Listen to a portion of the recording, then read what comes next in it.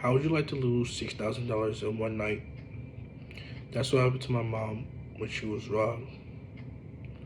My mom owns an office space at 5330 East Main Street. It's located in Columbus, Ohio. The zip code is 43213. According to OfficeSpace.com, the building has about 50 rooms, 25 rooms per floor, and about 2 floors. That's excluding all the maintenance rooms and storage rooms. This is my mom's foreground. This is where she meets new clients, new employees. This is where new clients meet her new employees. This is where old employees meet the new employees. This is where employees pick up their checks. This is where employees socialize. This is where she socializes. This is the center of her business. This is a necessity for her. 2 weeks ago, her building was robbed. They stole $6,388 in equipment from her. She received not 1 cent in compensation from the building owners, nor did she have insurance at the time. She had to pay this expense out of pocket, $6,388. This was a huge expense for her. It set her business back miles. It was devastating to her and her morale. Come to find out, within the last 6 months, there's been 7 total robberies. 6 other people had to go through what my mom was feeling. I asked around and averaged a total of everything people said they got robbed. Of the tenants that was still remaining, some of the tenants left after the robberies.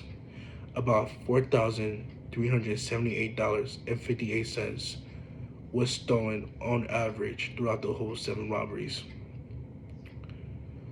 The thieves themselves, they masked up, black gloves, dressed in black. We can't identify them because they have no bags. They leave no fingerprints. They just break into the building, pick what I assume is a random door. They pick the locks. They steal all the equipment they can on hand, get in their getaway car, no license plate on the car, and make a clean getaway. We don't know if these are the same robbers, but this has happened 7 total times within the last 6 months. My plan to stop these robberies is to add number locks onto the doors. It's like 2-factor authentication. I installed one for my mom after she got robbed. You need the key pin to the top lock. Then you need the pin to the number lock. Without it, you cannot get in. The cost of one of these locks is $53.62 after tax. I calculated the cost at Home Depot for 50 of them, and after rounding up, the total came out to be $2,681. After purchasing these locks, the maintenance workers who work on Sunday, the office building is completely closed on Sunday, so they should have no traffic and should be able to do this in peace. Since there's 5 maintenance workers, they can each take 10 and install those locks, get the pin, keep it in their office, and give them to the tenants the next day. I feel like this plan will really work since the robbers cannot guess the pin, so they cannot get in. And this is way cheaper than alternatives of just letting it be. Not only is it cheaper than the amount of items each tenant lost, because it's 7 times $4,378.58. Not only that, it's cheaper than the amount of tenants that left too. 10 to 14 tenants left. I averaged it out and times it by the rent of $640. That's $7,680 lost in rent that the building owners are missing out on. Not only that, the business owners, the owners of the building, are liable for premises liability. According to HOR.org, after the first robbery, the owners had the obligation to do something to stop the robberies.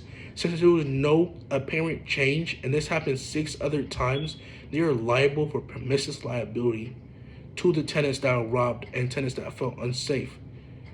The average lawyer cost for business liability, according to Avo.com, is $300 to $500, and the average amount of time a lawyer spends on this type of case, is $7 to $10.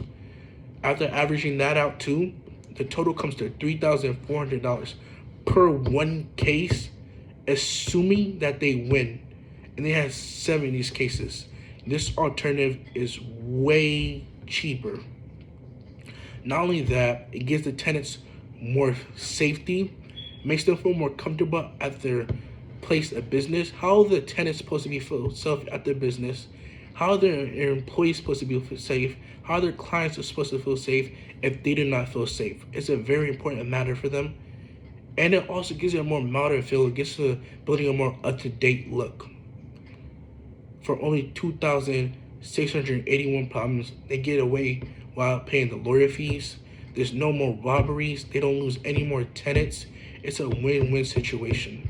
And I feel like they should implement this plan.